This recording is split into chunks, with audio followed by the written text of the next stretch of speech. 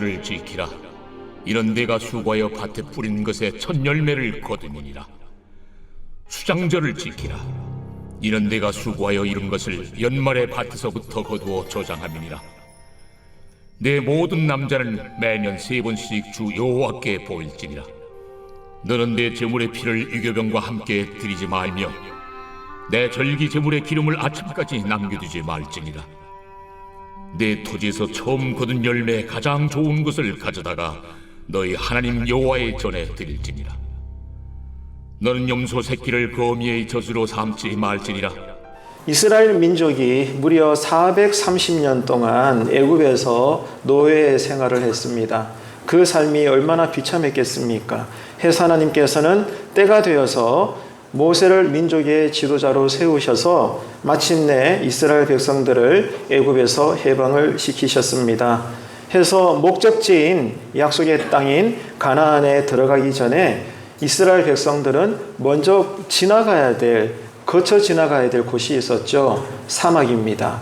광야 생활입니다. 그것도 40년 동안 광야에서 이스라엘 백성들은 오직 하나님만 바라보고 하나님의 길로만, 하나님의 방법대로만 이 사막이라는 어마어마한 인간이 도저히 살기는 적합하지 않은 그 시간과 장소를 지나가야 했던 것입니다. 다시 말해서 하나님 안에 거하고 있지만 이스라엘 백성들은 고난의 연속의 삶을 애굽에서 해방되자마자 그것도 40년 동안 하나님의 뒤를 따라 걸어가야 했던 거죠.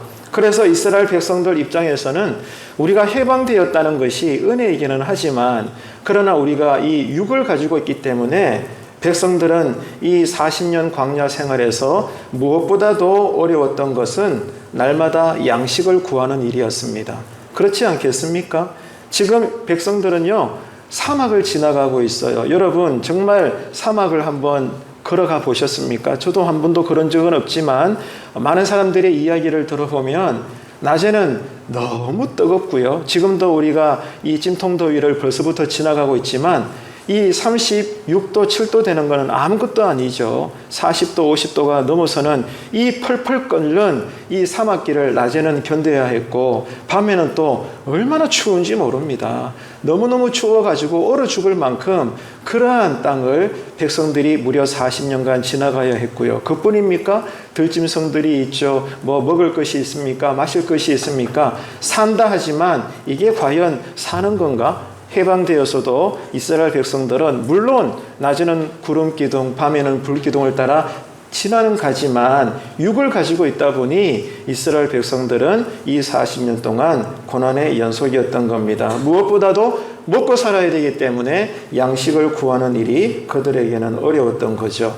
그래서 하나님께서는 섭리에 따라 일찍이 만나를 예비하여 주셔서 날마다 하늘에서 백성들이 내려오는 양식을 먹을 수 있도록 음식을 제공했습니다. 그러나 이것이 하루 정도만 날마다 내리는 일용한 양식이다 보니까 백성들 입장에서는 물론 하나님은 내일 또 그 만나를 내려주시겠지만 우리에게는 믿음이 약하다 보니 의심이 생기는 거예요. 염려가 생기고 불안한 겁니다. 뭐가요? 내일 정말 만나가 또 내릴까? 분명히 하나님이 주신다 하셨지만 하나님이 내일 만나를 안 주시면 우리 가족들 내일 뭐 먹고 이 길을 걸어가지? 이런 합당한 염려와 걱정이 우리들에게 생겨나게 된 것입니다. 내일 당장 먹을 것이 없으니까 오늘 내려진 만나를 먹으면서도 이스라엘 백성들은 내일에 대해서, 모레에 대해서, 일주일의 삶에 대해서 불안할 수밖에 없었습니다. 그래서 이스라엘 백성들의 광야에서의 소원은 하나밖에 없어요. 빨리 이 사막을 지나가서 하나님이 우리를 이끄시는 그 목적지, 약속의 땅, 가나안에 들어가기만 하면 이제는 우리 손으로 가나안인들처럼 농사를 지으면서 오늘 먹을 것만 의지하지 말고 열심히 추수를 해서 내일 먹을 것도 저장하고 한 달 뒤에 먹을 것도 저장하고 그렇게 마음껏 창고를 늘여서 그야말로 좀 안정된 생활을 했으면 좋겠다. 이런 소원들이 광야를 지나면서도 하나님 은혜 가운데 살지만 이스라엘 백성들 마음속에는 다 있었던 것입니다. 참된 안식을 백성들은 그리워했던 거죠. 그래서 이제 때가 되어서 40년 광야 생활을 끝내고 가나안에 들어가서 지파별로 백성들이 땅을 분배받지 않습니까? 그리고 그 땅에 그들의 소원대로 직접 자기 손으로 씨를 뿌리고 또 시간이 지나면서 곡실 거둘 시기가 되었을 때 보리와 밀을 그들이 거두게 되었습니다. 그때 그들은 깨닫게 된 거죠. 야, 우리가 지난 날을 한번 생각해 봐. 이 애굽에서 430년 동안 노예 생활을 했던 우리들인데 하나님께서 모세를 통해서 또 우리를 구원해 내시고 이렇게 이제 가나안 땅에 들어와서 안식을 누리게 해 주시는구나.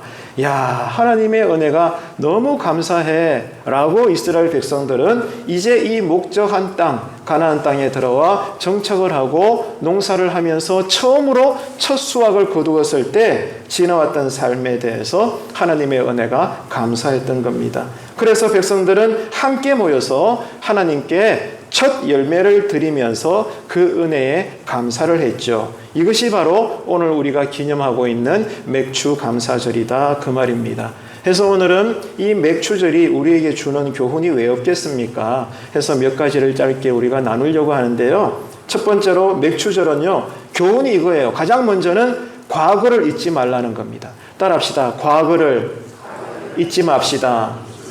뭘 잊지 말라는 거예요? 과거를. 어떤 과거?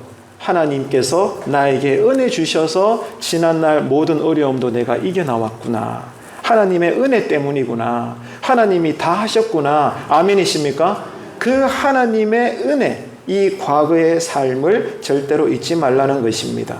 이스라엘 백성들이 약속의 땅 가나안에 들어와 정착은 했지만 과거 애굽에서의 노예 생활과 또 광야에서의 어려웠던 삶을 절대로 잊지 말라는 겁니다. 이런 노예의 삶과 광야에서의 어려운 이 순례자의 길에도 여전히 하나님의 은혜가 있으셔서 지금 우리가 이렇게 보란 듯이 가나안 땅에 들어와 정착하게 되었구나. 야, 정말 하나님의 은혜구나. 이 사실을 잊지 말라는 겁니다.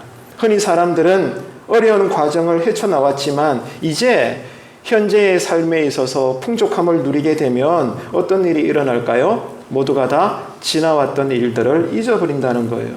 우리 모두에게는 이 망각이라는 것이 있습니다.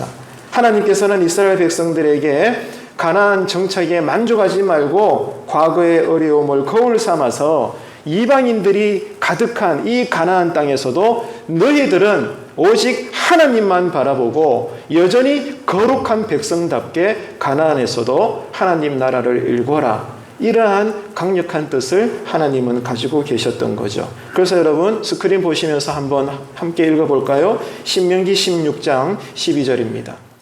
너는 애굽에서 종되었던 것을 기억하고 이 규례를 지켜 행할지니라. 아멘. 자, 내용은 짧은데 내용이 강력해요. 뭐가요? 이스라엘 백성들을 향하신 하나님의 명령이 있다 이거예요. 자, 이 12절에 보니까 하나님의 명령은 두 가지로 정리가 됩니다. 첫 번째 명령이 뭐예요? 너희 이스라엘 백성들은 애굽 땅에서 노예 생활하던 때를 반드시 기억해라.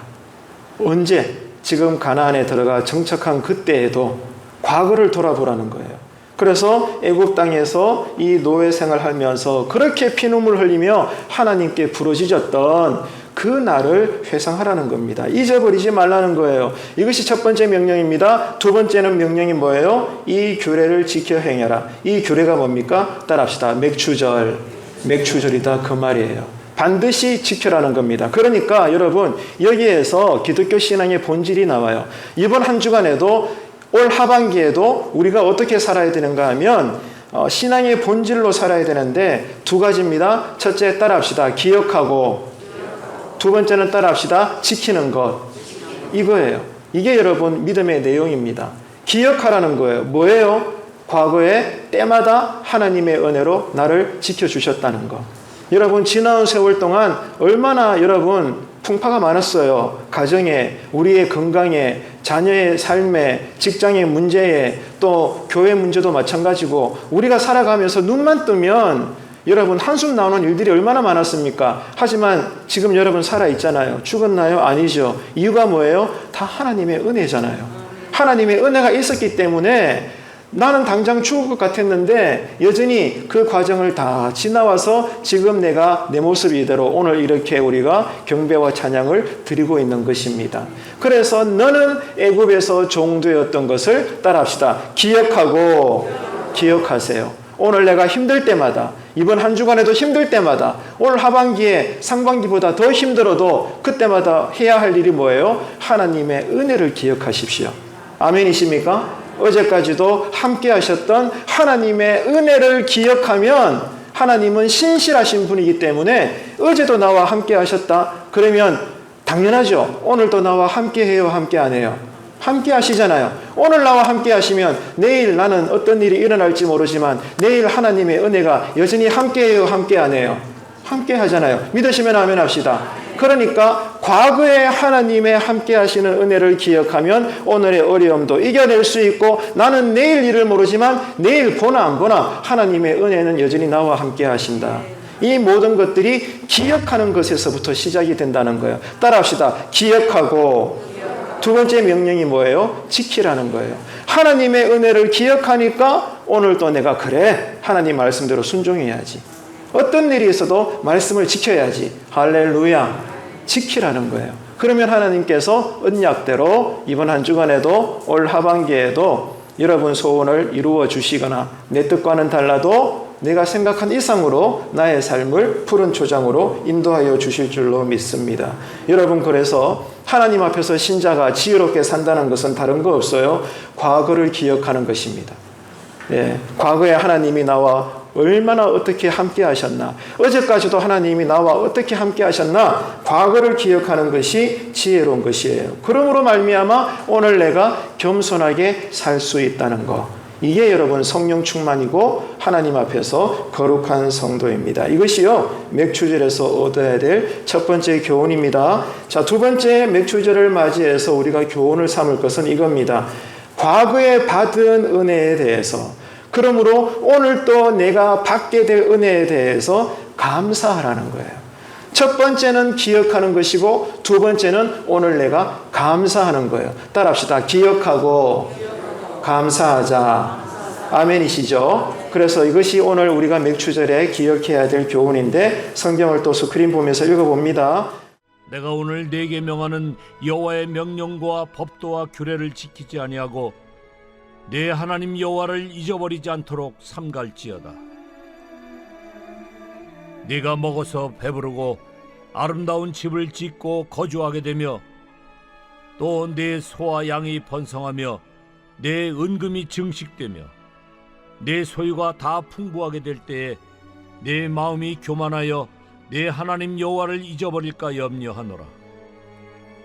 여호와는 너를 애굽 땅 종되었던 집에서 이끌어내시고 너를 인도하여 그 광대하고 위험한 광야 곧 불뱀과 전갈이 있고 물이 없는 간조한 땅을 지나게 하셨으며 또 너를 위하여 단단한 반석에서 물을 내셨으며 네 조상들도 알지 못하던 만나를 광야에서 네게 먹이셨나니 이는 다 너를 낮추시며 너를 시험하사 마침내 네게 복을 주려 하심이었느니라.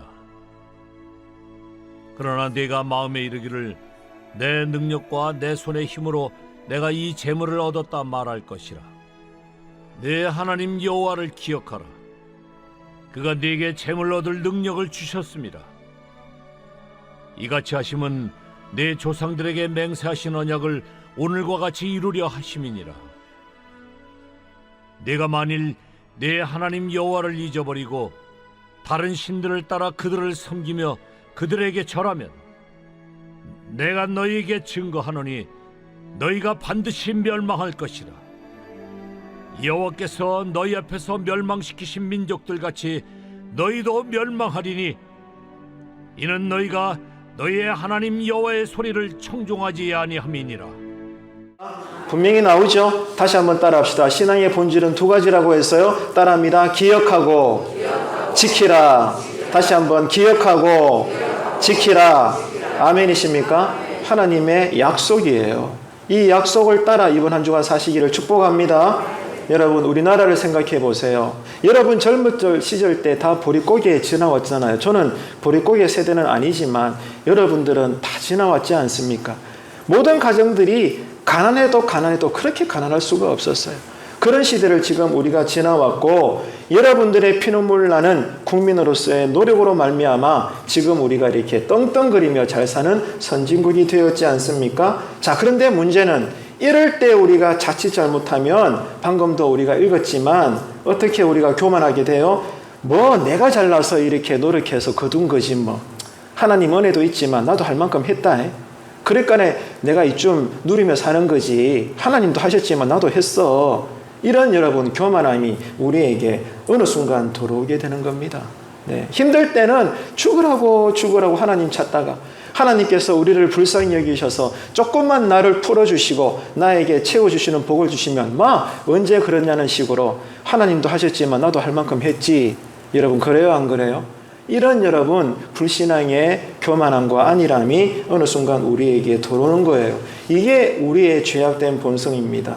사실 지난 과거를 돌이켜보면 내가 똑똑해서 살아온 것이 아니잖아요.